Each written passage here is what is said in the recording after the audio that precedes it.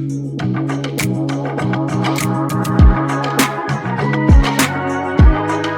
right, let's talk about a skill that honestly can make or break your career.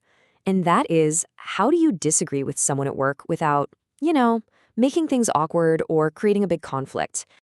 I mean, we've all been there, right? You're sitting in a meeting and you have this different idea, maybe even a better one, but you just stay quiet. The fear of coming off as difficult or disrespectful is totally real. But here's the thing, speaking up is absolutely crucial. So we need to completely flip our thinking on this. Disagreeing at work isn't a problem we need to avoid. It's actually a super valuable tool. When you don't speak up, amazing ideas just get lost. But when you do it the right way, everybody wins. See, when you disagree professionally, you're not being difficult. You're being engaged. It shows you're actually thinking hard about the topic. It builds so much trust because people see you're willing to give honest feedback. And all of this leads to way better decisions and keeps the whole discussion about the work, not about who's right or wrong. Okay, so let's get into a core idea that can totally change how you approach this. It's a concept called the positive no, and trust me, it's a game changer for protecting relationships while still making your point. This right here, this is the key. You have to start seeing your disagreement not as starting a fight, but as making a contribution. You are literally adding value to the conversation by bringing in a different and often necessary point of view. So what is the positive no? Well, think of it as a technique for saying no to the idea, but yes to the person. It's all about standing your ground respectfully and in a way that actually helps everyone find a better solution together, a better yes.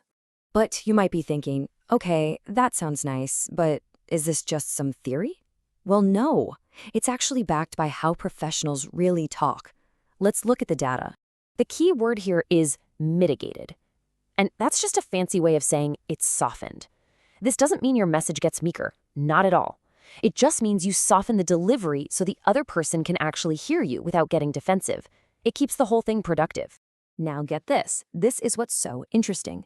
When researchers looked at the voice corpus, which is this huge analysis of real business meetings, they found that a whopping 69% of disagreements are mitigated. Professionals already know that being blunt just doesn't work. And this chart just makes it crystal clear, doesn't it? Look at that difference. The data doesn't lie. Softened, respectful disagreement is how things get done in the real world. The goal isn't just to be right, it's to be effective. Okay, so we get the why, now for the really good stuff, the how. We're going to build a practical toolkit with specific words, phrases, and structures you can start using like tomorrow. Just look at the difference here. The direct versions on the left, they're total conversation stoppers. They feel personal. But the professional versions on the right, they open the door for more discussion. It's not you're wrong, it's let's look at this another way. See the shift? This 4-step structure is your roadmap. It's so simple. First, you show respect. You acknowledge their idea. Then you gently bring in your own perspective. Super important, you back it up with a reason, not just a feeling. And then, the crucial final step, you invite them back into the conversation. It makes it a dialogue, not a monologue. So here are some phrases you can just put in your back pocket. Instead of a hard no, try something like, I see it a bit differently. May I share my view? Or, that's one approach. Could we also consider? Notice how they all honor the original idea before offering something new? That's the key. But what about when the stakes are higher, when you have a really strong concern? You still don't need to be aggressive. You can say something like, I have some reservations about this direction. That's a really professional way to hit the pause button. Or, I'm not fully convinced just yet. Could we revisit this? It shows you're taking it seriously but still want to talk. Okay, theory is great, but let's see how this all comes together in the wild. It's one thing to know the phrases, but it's another to see them in action. So picture this. It's a super common situation. Your manager suggests a 20% increase to the ad budget. You hear that and you immediately see a potential problem. Maybe you think it's not the best use of money right now. So the blunt no, that's a bad idea. I mean, where does the conversation even go from there? It just shuts everything down. But now, look at the positive no. It's perfect. It follows our 4 steps, starts positive, introduces a different view with a solid reason, and it keeps the conversation moving forward toward a smarter decision. It's respectful, it's logical, it's collaborative. So if you remember anything, remember this. Disagreement is contribution. It's not conflict.